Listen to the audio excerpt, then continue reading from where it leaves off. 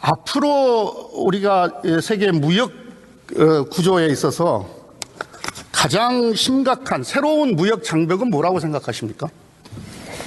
저는 기후변화에 따르는 그러한 탄소를 제대로 줄이지 않았을 때 그것을 실현하기 위해서 무역과 연계하는 이런 정책들이 계속 들어올 것 같습니다. 그것은 우리에게 큰 부담이 되리라고 생각합니다. 물론 여러 가지 공급적인 측면에서, 수요적인 측면에서, 규제적인 측면에서 또 우리의 총 요소 생산성을 결정하는 다양한 요인들이 있습니다만, 저는 기후 변화에 대한 대응, 이것도 하나의 새로운 우리의 전체 경제에 부담을 주는 요인으로 작용할 가능성이 있다. 잘하면 플러스가 될 수도 있고 잘못하면 우리에게 상당한 마이너스가 될 거다, 이렇게 생각합니다. 대단히 다행스럽게도 총리께서 정확하게 인식을 하고 계십니다. 기후무역 장벽이 앞으로 새로운 이 국제무역 질서에 있어서 가장 강력한 새로운 규제가 될 것이다. 그런데 우리 재생에너지 정책, 우리 윤석열 정부 왜 이렇게 하고 있습니까? 의원님 잘 아시지만. 왜 위축시키고 있죠? 아니에요. 의원님 잘 아시겠지만 모든 나라는 자기에게 가장 적절한 CO2를 줄이는 정책을 해야 됩니다. 그러면 CO2를 줄이는 정책은 뭐냐? 신재생 에너지 중요합니다.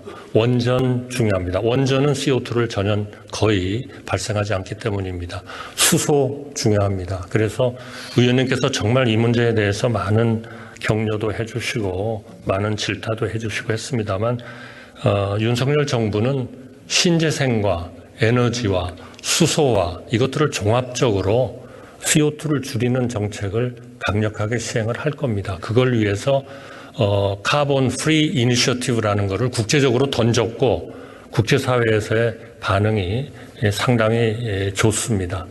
저희는 계속 CO2를 줄임으로써 우리의 미래에 건강한 그런 지구를 넘겨줄 수 있도록 그렇게 노력하겠습니다.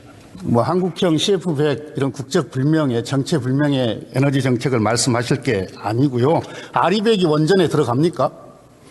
아리백은 안 원전이 들어갑니다. 아리백에 들어갑니까? 아리백은 원전에 안 들어가고요. 그런데 아리백은 지금 민간 단계에서 추진되는 하나의 이니셔티브고요.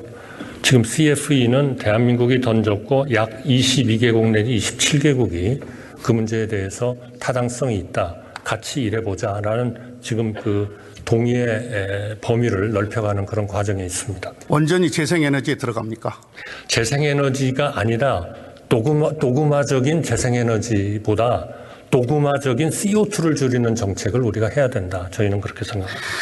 EU의 탄소 국경 조정 제도, 프랑스판 IRA, 미국의 IRA에 의한 평정 경쟁법, 아리백, 이게 여기에 원전이 다 포함이 됩니까?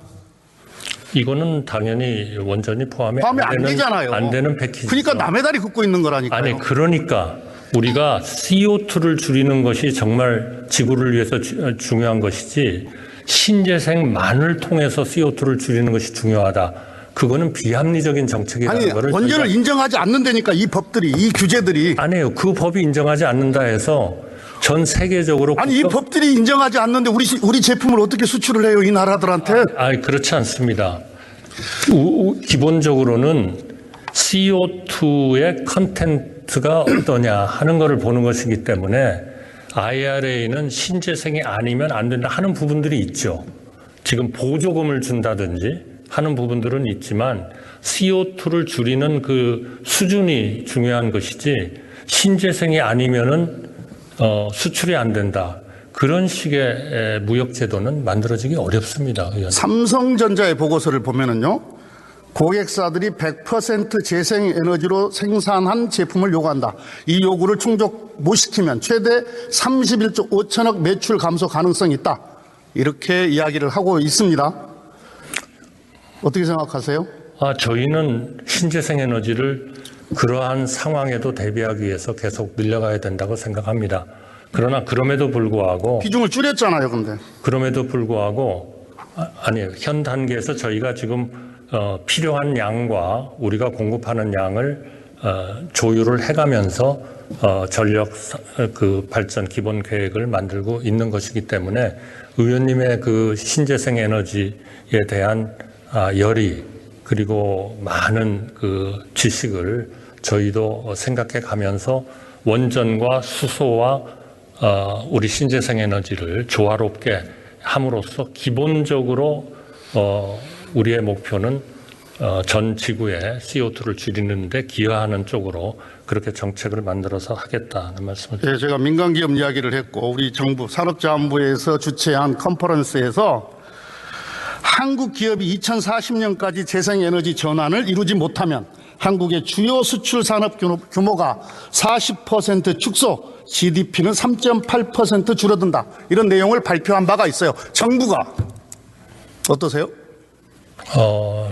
정부가 정확히 언제 2022년 11월. 2022년 11월에요. 그러나 지금 우리의 상황은 이 리뉴어블을 2022년 11월은 원전과 수소와 같이 가야 된다는 그러한 정책을 확고히 가지고 있고 이러한 정책에 대해서 세계적인 동의가 점점 늘어나고 있습니다. 왜냐하면 신재생 에너지, 지금 말씀하신 태양광과 풍력만을 가지고 하는 것은 그거는 너무나 여건이 좋지 않은 나라가 많습니다. 전체적인 이런 토지의 가용성이라든지 이런 것들이 다르기 때문에 의원님 아시다시피 저희도 지금 의원님의 도움을 받아가지고 울산 또 전남 이런 쪽에다가 풍력 많이 하고 있지 않습니까? 그러니까 신재생을 그렇게 해서 조화롭게 가져가야지 이거를 너무 도그마처럼 그렇게 가져가면 이거는 우리나라의 굉장한 경쟁력이나 산업에 문제를 일으킬 수 있다. 저희는 그렇게 판단합니다. 단순히 지금 에너지 문제만을 이야기하고 있는 게 아니고요. 산업적인 측면에서도 한번 살펴보도록 하겠습니다. 핵심은요. 재생에너지 수요가 갈수록 커지고 있다는 겁니다. 이것은 국제적으로 세계적으로 시장이 커지고 있다. 이걸 이야기하고 있는 겁니다. 재생에너지는 전 세계에서 전력 생산량이 꾸준하게 증가하는 유일한 발전원입니다. 원전이 아니에요. 국제에너지기구 IEA가 2024년에 재생에너지가 전 세계 발전량의 3분의 1을 넘어서는 최대 발전원이 될 것이다. 이렇게 전망을 하고 있습니다. 그러니까 이 재생에너지 산업 자체가 새로운 블루오션이다. 이걸 이야기를 하고 있는 거고요. 일자리 창출 효과만 보더라도 전 세계 재생에너지 일자리는 2022년도에 1370만 명으로 10년 만에 2배 가까이 늘어났고 미국에서도 이 IRA법 시행 후에 10만 개의 재생에너지 일자리가 늘어났습니다. 전 세계적으로 이 원자력 시장보다는 재생에너지 시장이 훨씬 더 커요. 즉 우리 산업 유발 효과로만 놓고 보더라도 재생에너지가 훨씬 더 효율적이다, 효과적이다 이 이야기를 하고 있는 겁니다. 어떻게 생각하세요? 네, 저는 동의합니다. 분명히 태양광이나 이런 그 건설 코스트가 이런 규모의 경제를 이루면서 많이 내려가고 있습니다. 그러나 동시에 에너지원으로서 CO2를 줄이는 깨끗한 에너지원으로서 수소와 원자력은 계속 지금 관심이 늘어나고 있고 구라파에서도 제가 1월 달에 OECD 다보스에 가가지고 특별한 그 세션을 제가 그 주관을 했습니다만 많은 나라들이 원전에 대한 관심을 엄청 가지고 있습니다. 그분들이 소위 신재생을 하지 않느냐? 절대로 아닙니다. 그거는 대한민국도 똑같습니다. 신재생과 원전과 수소를 또는 기타 그 에너지원을 정말 조화 있게 잘 이루지 않으면 정말 에너지의 그 CO2 배출량의 감소 그리고 에너지 안보 그리고 우리 산업의 성장의 안정성 이런 거에 정말 잘못 핸들링하면 진짜 큰 문제를 발생시킬 수 있다. 그래서 저는 의원님의 말씀에 전적으로 동의합니다. 태양광 코스트 많이 줄었습니다. 그렇기 때문에 건설들도 많이 합니다. 그러나 우리 대한민국의 여건에 따라서 원전과 그러한 신재생과 수소와 이런 것들을 다 같이 균형을 맞춰서 해야 된다. 그게 지금 정부의 정책이고 신재생에 대한 관심이나 중요성이나 이런 거를 조금도 저평가하지 않는다 하는 말씀을 드립니다. 이 윤석열 정부의 재생에너지 정책 때문에 우리 재생에너지 산업이 매우 위축이 되었고 특히 태양광 산업 생태계가 거의 지금 붕괴 일보 직전까지 왔다. 이런 평가에 대해서는 어떻게 생각하십니까? 지금요. 하나만 더 말씀드릴게요. 지금 금융당국에서는 이제 은행 지점 같은 데서는 태양광에 태자만 들어가도 대출 못 해준다고 합니다. 어떻게 생각하세요? 그런 문제는요. 저희가 적극적으로 설득시키고 개선해 나갈 겁니다.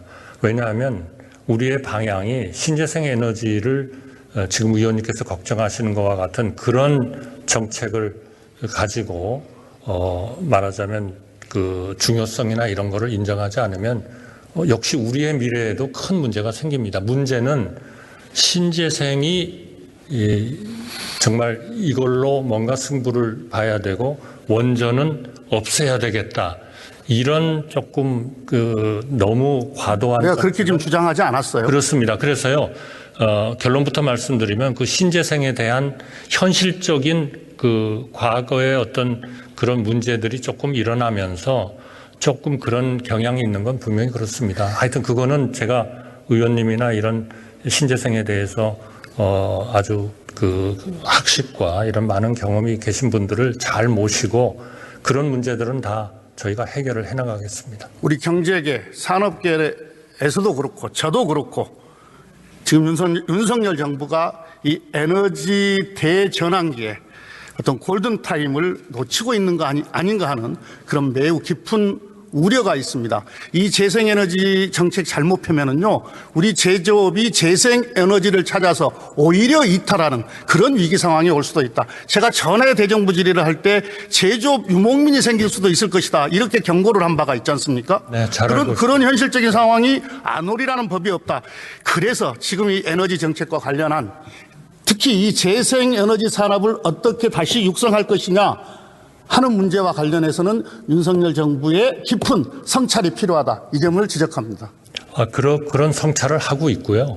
하여튼 그러한 종합적인 에너지의 좋은 믹스를 통해서 우리의 CO2도 줄이고 우리 산업의 경쟁력도 유지하고 에너지 안보도 유지하는 그러한 정책을 잘 수립해서 집행하도록 하겠습니다. 수고하셨습니다.